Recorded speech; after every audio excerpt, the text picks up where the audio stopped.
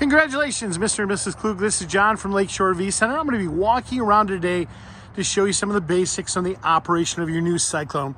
So one of the first things we want to do is, once we get to the campground, is we want to go up here in this front compartment. We want to make sure we turn both these battery switches on. Notice how they're turned on to the green. That means you're going to get power from this 12-volt battery.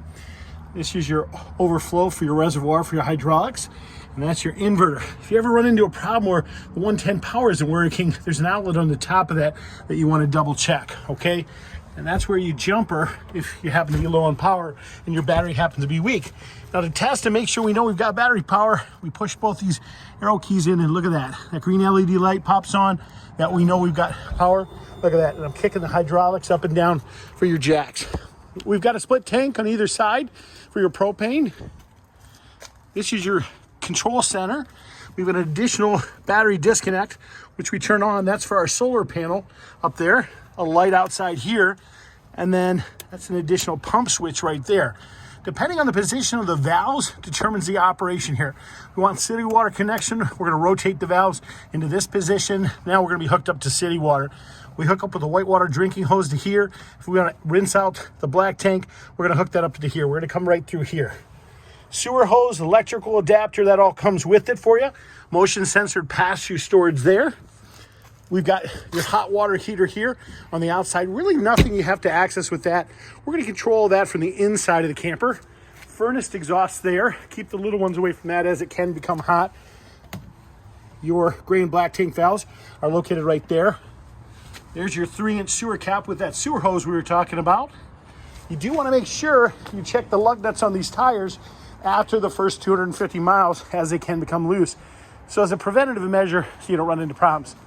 We have an additional discharge back here underneath the camper, and that's because you've got 2 bathrooms in this. Those additional valves are located behind this compartment right inside there, as you can tell. And this is an additional flush to flush out that sewer hose from the back bathroom. Apologize for this being locked. You're going to see 2 nozzles. You have a dispensing nozzle here and 2 fills. Front fills for your generator. Back fill on this one is actually a reserve tank. You just turn those on from this back here. Power cord reel is located behind this. This retracts and extends your power cord. 250-pound rated ladder. You're going to pull these pins here. That will allow the ladder to swing forward. But again, don't exceed 250 pounds in that. Here's your latches, which control the door. You flip and rotate those around, pulling the door down to a level position. That's patio position with this. If you detach the cables and it goes down right to the ground, that's going to be how you load and unload items. Okay. In this compartment down here, we've got your rear steps for your back of your patio. Let's walk around here. Show you a couple more things on the outside, go inside. We've got an exterior stove and grill out here. You just push these in, that'll slide right out for you. When you're done using it, all we're gonna do is push those again, and that whole thing will slide right in. Quick connect LP gas hose, that hooks up, and that hooks up right underneath here, okay? That's where your spare tire is, if you wanna slide your spare tire out.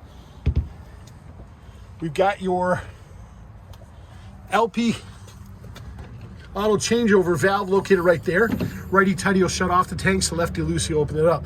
Notice that's green. That just means propane's actually flowing through the line. There's a flipper on the top of that. Whichever direction it's turned is a tank it's actually going to be drawing from, okay?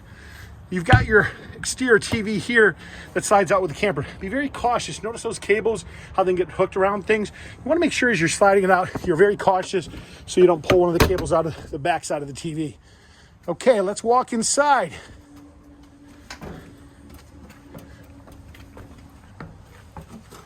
Okay, first couple things to note. Motion sensor light kicks on as we walk inside the door. We've got our breakers and our fuses, which are right behind here. Breakers are a 110, fuses are right above that.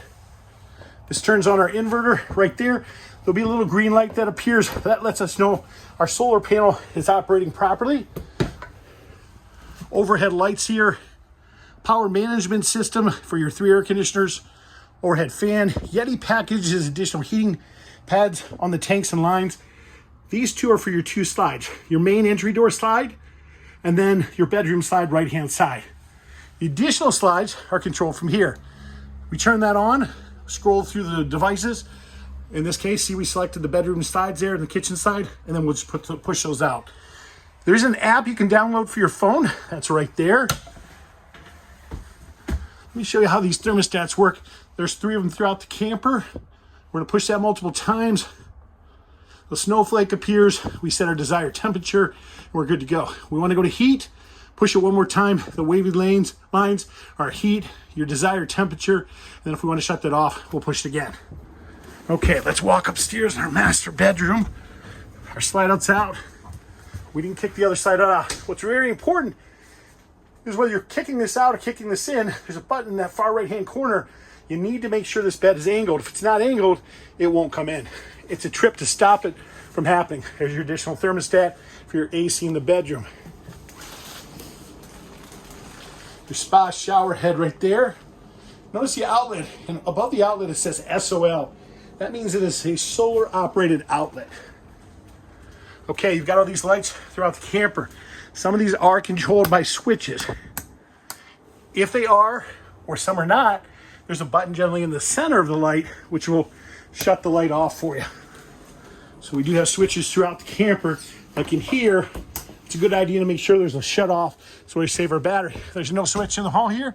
What do? Reach to the center and that shuts it off. This is, of course, a charger that's built in for your phones. Keys are around your kitchen faucet. When you go to operate your refrigerator, the controls are on the side of the door right there. The directions, in case you want any particulars, are right there. Okay, we go to light our stove. Real simple. Spark ignition. We got to have gas in the lines. Push it in. You're going to hear it spark. And then we rotate, and that'll kick that right on for us. Overhead lights. Mood ambiance lights. We'll shut those off. Okay. Remotes are in our kitchen drawer. When we go to operate our fireplace, all we're going to do, far right-hand side, that powers it up. This adjusts for temperature. This adjusts our flame color. But keep in mind, that is a 110 fireplace. You have to be plugged into electricity. So we're not plugged in right now. That's why we had no power. Okay, going to our garage. What's important to note here is these pins in these upper 4 corners. If those pins are in, that top bed will not come down. If you want it to come down, you just pull those pins and that'll allow both beds to come down at once. Your table's underneath that top mattress. That is all controlled from this little control right here. Overhead lights right there. And again, an additional thermostat there for our back AC. Hookups for our washer and dryer right there. Foot flush for your toilet. What's also important to note is that these glass panels must be down when you pop that back door up. If you don't, you potentially can pop out those panels due to the air pressure. Speaking of air pressure, if we want fresh air coming in the camper, squeeze this, push forward, and notice how it allows for fresh air. We've got one of those at the top here, and one down there at the bottom. Carbon monoxide detector is located down here for your safety. In addition to that, we do have a smoke alarm. There's one of those additional outlets I was telling you with the SOL sticker. It just means it works through your inverter system, and those do have power even when you're not plugged in. You guys, this is John from Lakeshore RV Center. We do appreciate your business. We attempt to answer most questions, understand not necessarily all questions. So please, if you do have additional questions, don't hesitate to give us a call. You can reach me on my cell phone at 231-740-6225. Thank you and have a great day.